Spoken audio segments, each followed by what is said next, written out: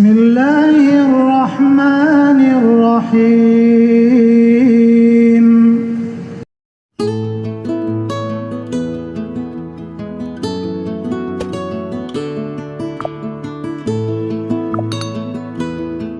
Assalamualaikum teman suka baik channel, kembali lagi bersama kami dalam kisah-kisah Islami. Sebelum lanjut, izinkan kami memohon maaf ampun dan ridho atas segala kesalahan.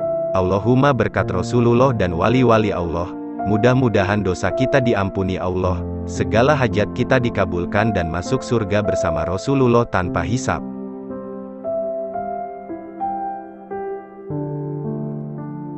Selain mukjizat, Allah Subhanahu wa Ta'ala juga menurunkan karomah kepada orang-orang yang soleh termasuk para sahabat. Dalam sebuah riwayat dikisahkan, jenggot Sayyidina Abu Bakar As-Siddiq mampu menyembuhkan orang buta dan mengembalikan penglihatannya.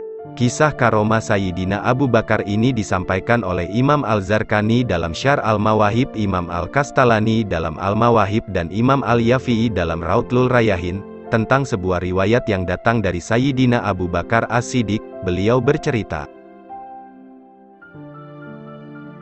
suatu hari, ketika kami Abu Bakar dan para sahabat duduk-duduk di masjid, datang seorang buta yang lantas masuk dan mengucapkan salam.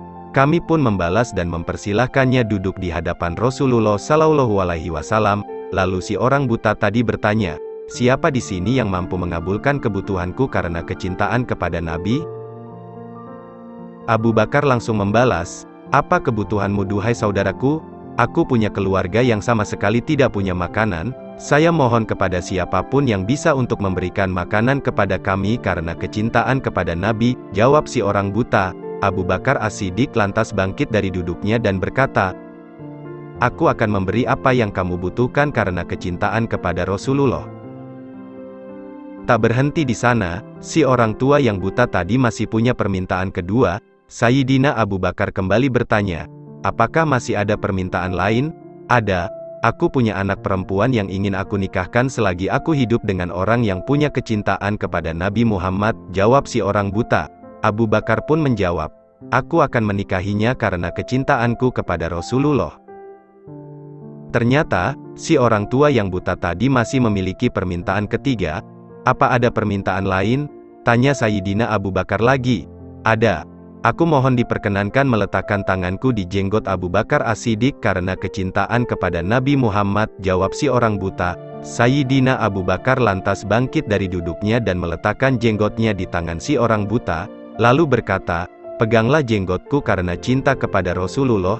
Si orang buta pun memegang jenggot Abu Bakar dan berdoa, wahai Tuhanku, dengan kemuliaan jenggot Abu Bakar, aku mohon kembalikan penglihatanku. Setelah membaca doa tersebut, seketika Allah Subhanahu wa Ta'ala mengembalikan penglihatan orang tua tersebut.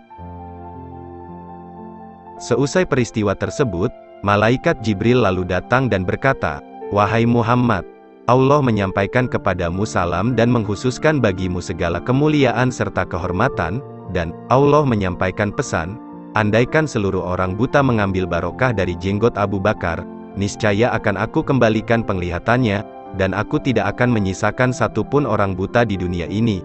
Semuanya aku lakukan karena percikan berkahmu, Muhammad, dan tingginya kedudukanmu di sisi Tuhanmu.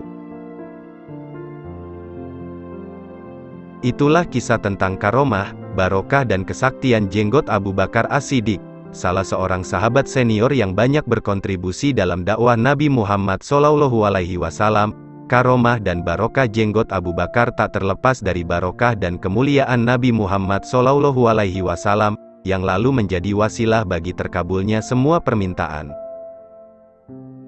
Kisah ini juga bukti bahwa praktek meminta barokah kepada orang soleh sudah dilakukan para sahabat sejak masa Nabi Muhammad SAW, bukan berarti meminta pertolongan kepada selain Allah, tapi menjadikan orang soleh tersebut sebagai perantara bagi terkabulnya doa dan segala permintaan yang kita ajukan kepada Allah Subhanahu wa Ta'ala.